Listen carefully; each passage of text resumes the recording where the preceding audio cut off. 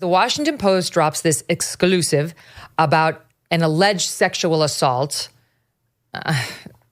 or rape, and they're very excited about this piece against Pete Hegseth. Let me just start with a lead. The police investigated. No charges were ever brought. Pete has denied it. And the woman came back asking for cash. And she was married, and I believe is still married at the time she had this sexual encounter with Pete, which now she claims was non-consensual. And he says exactly the opposite, that that's not true. But here are the facts as alleged. So what's happened is a friend of the woman, went to the Trump transition team, according to WAPO, and presented them with a memo detailing these alleged claims by her friend against Pete. And then Pete's lawyer, and then the memo got leaked to the Washington Post. And now Pete's lawyer has gone on the record with the Washington Post to offer his side of the story. It boils down to the following. They say, Glenn, that in 2017, October 7th, 2017, he was asked to go out to Monterey, California, and to speak with a group of conservative women, and that he did so, and after the fact was having drinks in the bar. They claim he had a couple of women there toward the end of their night of drinking, and they allegedly texted his handler, who was part of the conservative women's group, that he was getting sort of pushy in his request that they go back to his room with him. At the time, the Post reports he was between marriages. He's on his third marriage, and he was, I think, between number 1 and number 2. Anyway, the point is he wasn't cheating at this point. They say that this young handler came to the bar to sort of collect him as though he were her charge. I mean, he's 44 now. This was 7 years ago, so he was a grown man still. I don't know how to do the math, 37. But apparently believed to need an escort back to his room. Anyway, this woman comes back. Now, this woman you should know, who works for the California Federation of Republican Women, also had her husband and children in the hotel in a different room with whom she was staying. Her husband and her children. So they allege that she then took Pete Hegseth back to his room. There is videotape, according to Hegseth's lawyer, showing them arm in arm on the way to his room with the woman smiling and Hegseth drunk. Apparently, the reports are that he was visibly drunk. She got him away from these other two women. They left. And then she was allegedly seen on the videotape delivering him to his room. She definitely went into the room with him. And the two agree that a sexual encounter took place. Whether it was consensual, they don't agree. This from the Washington Post. This accuser did not remember anything until she was in Hegseth's hotel room and then stumbling to find her hotel room. So she blacked out the whole night. Her memo says her memory of 6 to 9 hours, quote, was very hazy, and that her husband was searching for her, I'll bet, and was relieved when she finally showed up.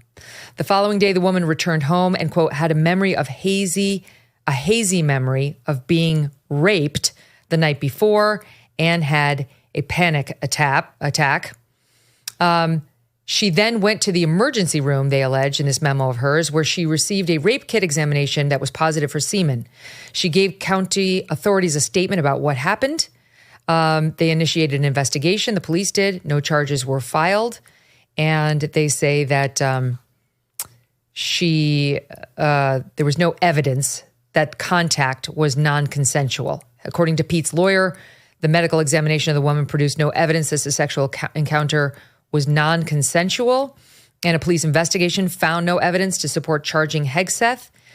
The lawyer says the woman was the aggressor, not Hegseth. I will point out on the subject of whether there are injuries, Gabe Sherman, I know, but Gabe Sherman, for what it's worth, is reporting that he has seen the police report and that it alleges a bruise on her thigh. But that did not make it into the Washington Post, which has a stricter screening process than Gabe Sherman. I don't know whether it's true or it's not. That then the cops investigated, that they chose not to pursue it. And also this, according to Hegseth's lawyer, once the two were in his hotel room, the woman did not leave. She was the aggressor. And after the encounter, she, quote, expressed concern because she had not gone back to her room where her husband and children were.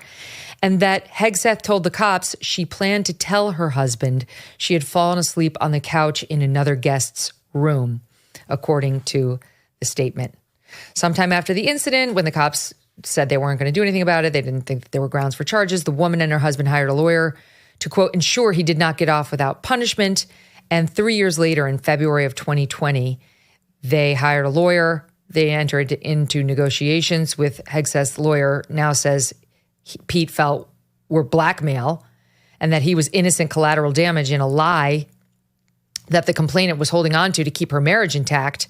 But knowing it was the height of the Me Too movement, he paid her a settlement, the amount of which is not included. What do you make of this?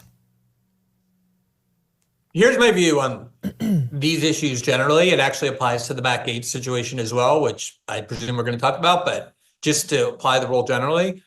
If the police investigate an alleged crime and conclude that there's no evidence even to charge the person, let alone capable of convicting them, which of course is the judgment when you decide whether or not you're going to charge the person or indict, I think the person is entitled to a presumption of innocence about whether they committed a crime. That said, in all these situations, it's kind of impossible to know. It's one person's word against the other. And it is true that sometimes when there's sexual assault or sexual harassment, that there are all kinds of reasons why the woman might not want to yell at the moment. But at the same time, especially when you're dealing with a public figure like he is, there's also motivations that someone might have, or even psychological motivations, to come and say that the person had sex with them in a non-consensual way in order to get money, in order to justify to themselves what happened, in order to justify their friends and family what happened.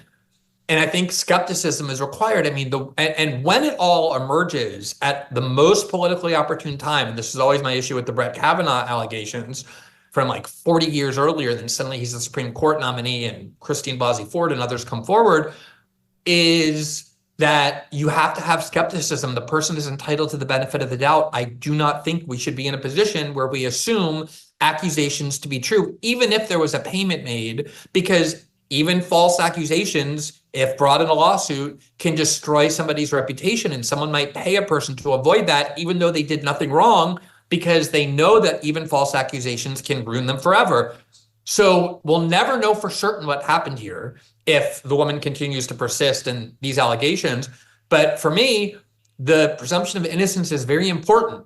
And when the police go and investigate allegations like happened to Matt Gaetz with the Justice Department or happened here with Pete Hegseth, and decide not even to bring charges because there's no evidence, that has to play a significant role in how you assess these things.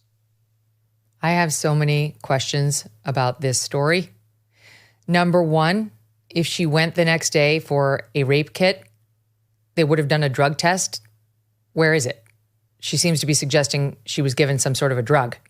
She was hazy for 6 to 9 hours in his hotel room. Where's the drug test? Where's the result? Because I guarantee you, if she took one of those and it said she had Rohypnol in her system, this would have been charged. The police would not have walked away from this. So I'm sorry, this one smells. Her husband's in the hotel room. She spent 9 hours in Pete's hotel room. And then Pete has the excuse she said she was going to offer her husband for why she was out, that she fell asleep on the couch of one of the other workers. Like, why would you be discussing that with your rapist, what you're going to tell the husband when you go back to his room? This is like a worst nightmare where you make an incredibly stupid decision and then you're in an all-out panic to try to save your marriage and your relationship with your children, and you come up with something dramatic, and the husband believes you and insists that you go get a rape kit test, which you do, and insists that you then sue the guy, which you do because you've got to follow through on your story. And by the way, if Pete was just wandering the hall with Rohypnol or some sort of date rape drug in his pocket, they don't even say that he gave her a drink. Where's that allegation? What happened to the other two women with whom he was allegedly flirting at the bar? Those two didn't get the date rape drug. He wasn't able to get them to submit because that's normally where you get the date rape drug, at the bar when you're drinking the drink. So what? He waited until his handler swooped in out of nowhere, got her back upstairs. Why did she go into the room with him? I've been handled by many people, not in that way, but you know what I'm saying, who get me from A to B. And they don't come into the room with you. So the stranger doesn't come into there. Even Abigail Finan doesn't usually come into the room with me. But we've been together for 17 years. This is all very, very irregular. And I want more. I want more information. I want to know more about this young woman, and I want to know more about what others saw. Because even though she's got a witness who says, I know her to be of, high standards and a woman of, she's got a good reputation, that doesn't answer anything. And I think I can totally understand why Hegseth on air with Fox News would want to pay this woman to go away, because this would be extremely professionally embarrassing, which is, of course, why it's being raised now, because they are trying to embarrass him. So I am open-minded to more proof if this woman's got it, but so far this smells to high heaven. What is the cause of many health problems in America today? It's simple: shitty food. Food that's engineered to keep us addicted, offering zero real nutrition, crafted by mega corporations that prioritize profit over our well-being. Our food system is very, very broken. And we just cannot rely on big food to put our health first. We know that. That's part of the reason Trump just got elected. If you are skeptical of the ingredients in the food you buy, or if you are looking for something new that you can trust, I want you to know about Kettle and Fire bone broth. I drink this stuff almost every day. Kettle and Fire bone broth. They're not even paying me for this personal endorsement. I actually happen to have been using this for the past couple of years. Kettle and Fire is not, they're paying me for this ad, but not for the personal endorsement. You see the difference. Just so happens they advertise with us. This is not just any broth. It's made using 100% grass-fed and free-range bones, slow simmered for over 14 hours to extract critical nutrients that your body needs to thrive. It's high in protein, and better yet, each recipe is crafted by world-class chefs to ensure the best taste possible. So with Thanksgiving right around the corner, consider using Kettle and Fire's broths to add rich, delicious flavor. No artificial flavors, no harmful pesticides, just simple ingredients to support your health. You can just make like a mug of it, or you can put it in a bowl. You can throw some vegetables in there if you want to make it, better. You could throw some like lentils, whatever you want, but just like 1 cup of this a day will really help your gut health. This is what my doctor told me, and I've been doing it. Find Kettle and Fire in the broth aisle at grocery stores nationwide. And for a limited time, my viewers and listeners will get up to 15% off by going to kettleandfire.com/MK. That's kettleandfire.com/MK. Or you can pick it up on your next grocery store trip. Kettle, Kettle, and Fire. Play with your food, folks, not your health. Thanks so much for watching. If you like what you just saw, hit the subscribe button for more clips and full episodes.